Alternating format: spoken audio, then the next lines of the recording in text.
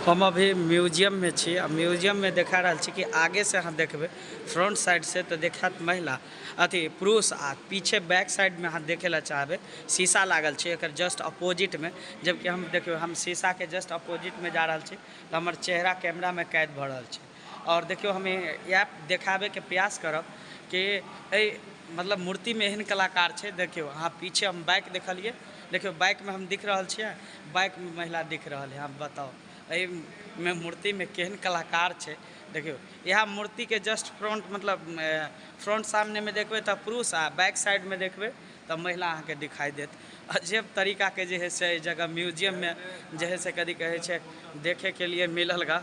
हमरा बिलीवे नहीं विश्वासे नहीं होइए कि आगे से देखे छी मैजिक टाइप के छै। आगे से देखियो तो अहाँ देखियो, देखियो आगे से देखियो, अहाँ के आगे से देखियो ये मूर्ति देखात आ पीछे से अहाँ जाके